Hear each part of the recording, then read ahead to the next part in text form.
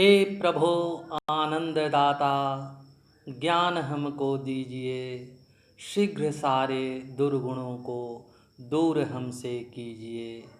लीजिए हमको शरण में, हम सदाचारी बने, ब्रह्मचारी, धर्म रक्षक, वीर व्रतधारी बने। हम में से बहुतों ने बचपन से ही इस प्रार्थना गीत को गाया और सुना है। इस अत्यंत लोकप्रिय और प्रेरक गीत के सृजनकर्ता थे कविवर राम नरेश त्रिपाठी। राम नरेश त्रिपाठी द्विवेदी युग और छायावाद युग की मध्यवर्ती कड़ी थे। उनमें द्विवेदी युगीन इतिवृत्तात्मकता और छायावादी स्वच्छंदता का संगम हुआ है। आज मैं उन्हीं राम नरेश त्रिपाठी की कतिपय काव्यगत खूबियों से आपका परिचय कराऊंगा। मैं डॉक्टर निहार रंजन सिन्हा, बाबा साहेब राम संस्कृत महाविद्यालय पचाढ़ी दरभंगा में हिंदी का सह प्राचार्य। आइए सबसे पहले हम खंड काव्य मिलन की बात करते हैं, जो त्रिपाठी जी की 4 काव्य कृतियों में पहली है। मिलन का प्रकाशन सन 1917 में हुआ था। प्रकाशक था हिंदी मंदिर प्रयाग। यह एक प्रेमाख्यानक खंड काव्य है। इसकी कथावस्तु अत्यंत सूक्ष्म है। कवि ने इसे काव्य और अपनी बाद की काव्य कृतियों की रचना के लिए किसी पौराणिक अथवा ऐतिहासिक कथासूत्रों का सहारा नहीं लिया है, बल्कि अपनी कल्पना के द्वारा मौलिक तथा मार्मिक कथाओं की सृष्टि की है। इस काव्य में दाम्पत्य प्रेम, प्रकृति और देशभक्ति के भाव की बड़ी ही सरस अभिव्यक्ति हुई है। मिलन में काव्य की स्वच्छंदतावादी प्रवृत्तियाँ निखरे हुए रूप में हमारे सामने आई हैं। इस खंड काव्य ने खरी बोली के काव्यात्मक विकास में बड़ी भूमिका निभाई। कवि का दूसरा खंड काव्य है पथिक। राम नरेश त्रिपाठी की चारों काव्य कृतियों में पथिक का स्थान सर्वोपरि है। यह राष्ट्रीय भावना को कथात्मक रूप देने वाला हिंदी का पहला काव्य है। यह काव्य मौलिक और कल्पना प्रसूत है। इसमें इतिहास के नज़रिए से कवि की घटनात्मक दूरदर्शिता बेजोड़ है। इसे पढ़कर लगता है कि भारतीय परंपरा में कवि को भविष्य द्रष्टा यूं ही नहीं कहा गया है।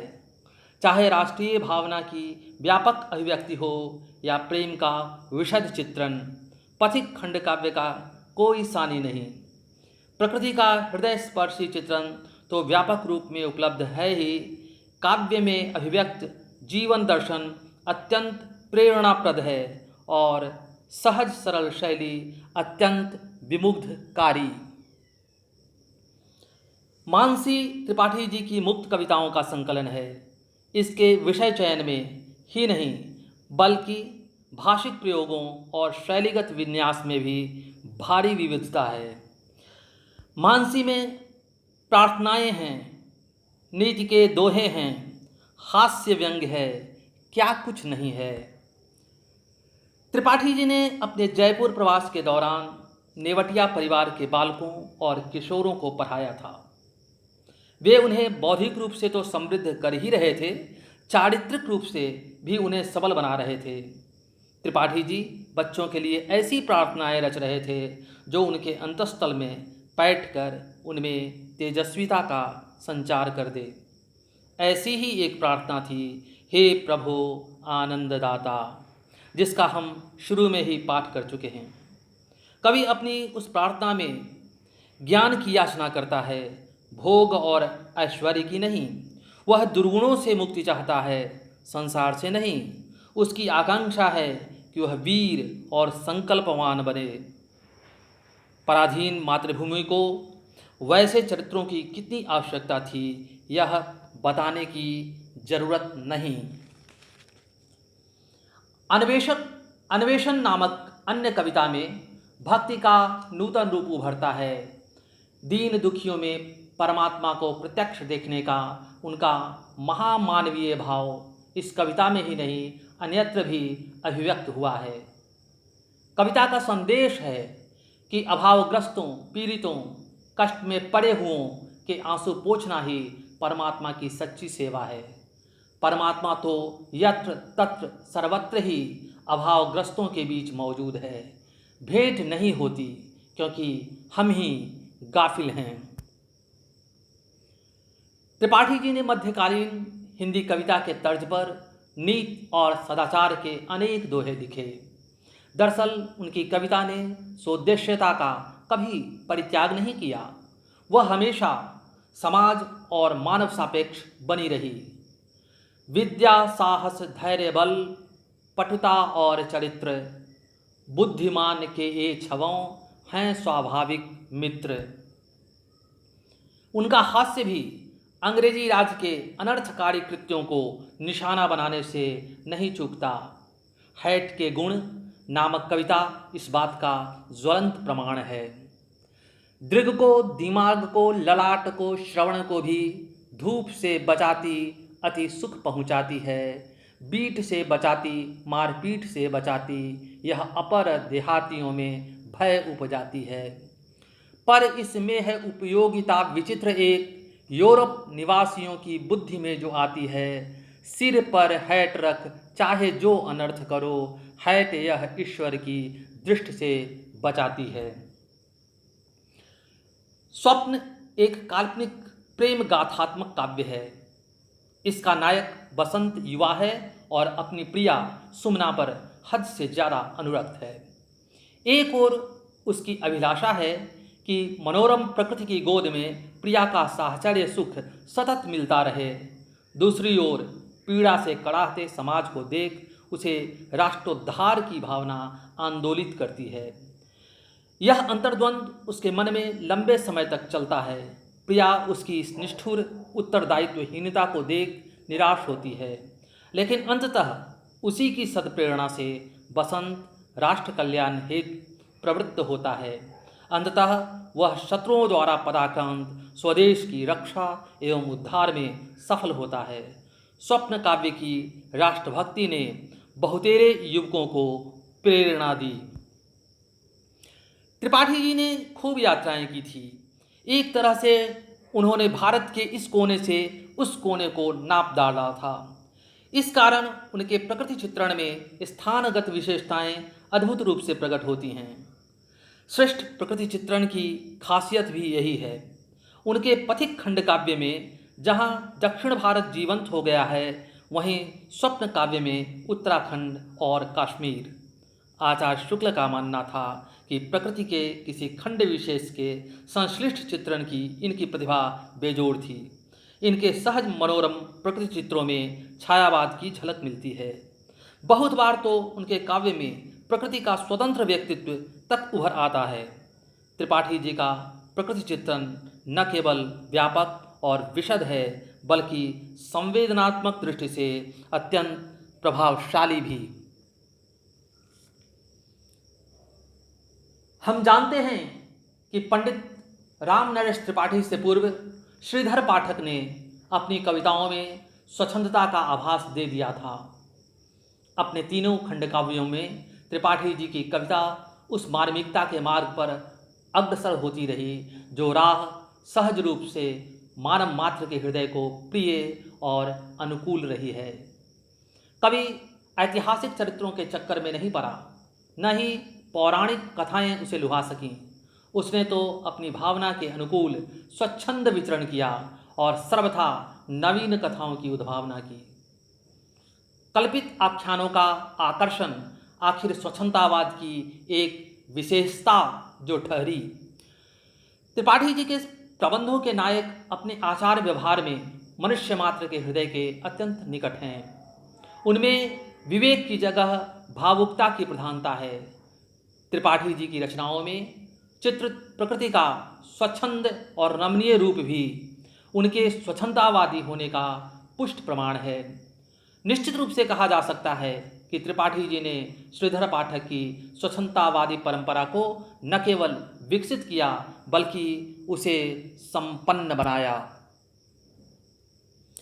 स्वप्न नामक खंडकाव्य में त्रिपाठी जी लिखते हैं, देश प्रेम वह पुण्य क्षेत्र है, अमल असीम त्याग से विलसित, आत्मा के विकास से जिसमें मनुष्यता होती है विकसित। ऐसा नहीं है कि स्वदेश प्रेम की भावना का प्रसार त्रिपाठी जी के द्वारा ही हुआ या फिर उनके काल में ही हुआ। भारतेंदु हरिश्चंद्र ने राष्ट्र प्रेम की भावना का पुरजोर अंदाज में आगाज पहले ही कर रखा था। हाँ, उस देशभक्ति के स्वरूप को त्रिपाठी जी ने कायांतरित कर दिया। एक तरह से उन्होंने अपनी रमणीय कल्पना के द्वारा उसे अद्भुत रूप से चित्ताकर्षक बना दिया। त्रिपाठी जी के तीनों काव्य देशभक्ति की भावना में आपाद मस्तक निमज्जित हैं। इस प्रकार देशभक्ति ने उनके नायकों के चरित्रों में चार चांद लगा दिए। कर्म क्षेत्र हो या प्रेम की लीला भूमि, सभी जगह वे एक जैसा चमकते हैं। आचार्य शुक्ल का मानना है कि देशभक्ति को रसात्मक रूप त्रिपाठी जी द्वारा ही प्राप्त हुआ।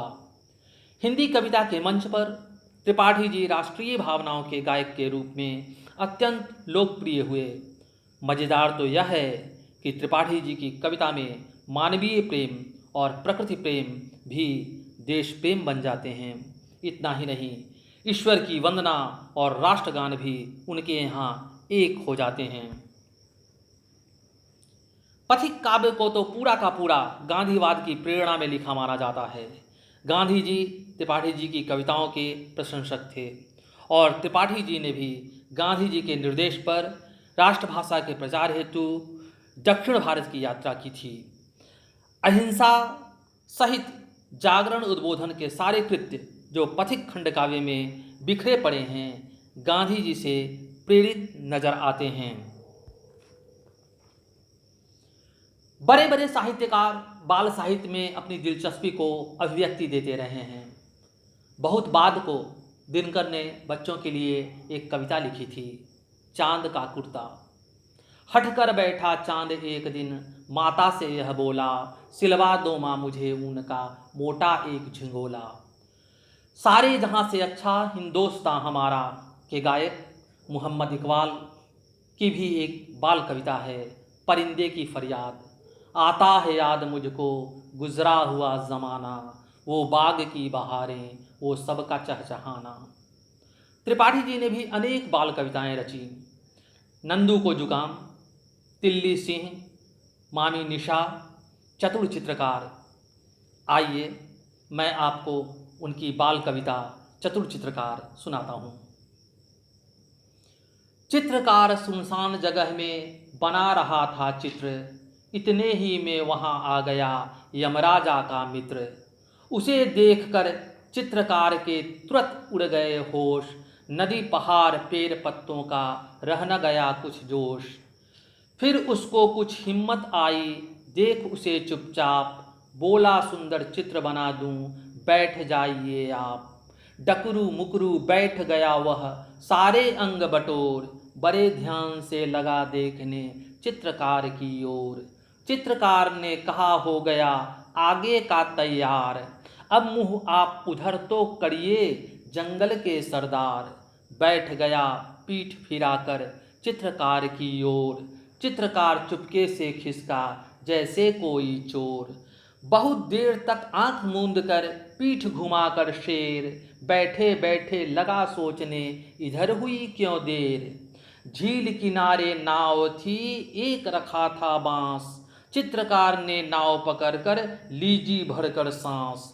जल्दी जल्दी नाव चलाकर निकल गया वह दूर, इधर शेर था धोखा खाकर झुंझलाहट में चूर। शेर बहुत खिसियाकर बोला नाव जरा ले रोक, कलम और कागज तो ले जा रे कायर डरपोक। चित्रकार ने कहा तुरंत ही रखिए अपने पास, चित्रकला का आप कीजिए जंगल में अभ्यास। त्रिपाठी जी की भाषा अत्यंत साफ सुथरी है। ओज गुण और माधुर्य गुण की तुलना में प्रसाद गुण इन्हें ज़्यादा पसंद था। उसी गुण के अनुरूप इनकी रचनाएं स्पष्ट होती हैं, जिन्हें समझने में माथापच्ची नहीं करनी पड़ती। साथ ही उसे बिना अतिरिक्त श्रम के सहजता से हृदयंगम किया जा सकता है। काव्य भाषा को ये पूरी तरह से व्याकरण सम्मत बनाए रखने के हिमायती थे और किसी प्रकार के अनुचित संक्षिप्तीकरण अथवा लाघव को अपनाने को पूरी तरह अनिच्छुक थे। सहज सरल साफ सुथरी खरी बोली के ये आरंभिक प्रयोक्ताओं में से एक थे। धन्यवाद।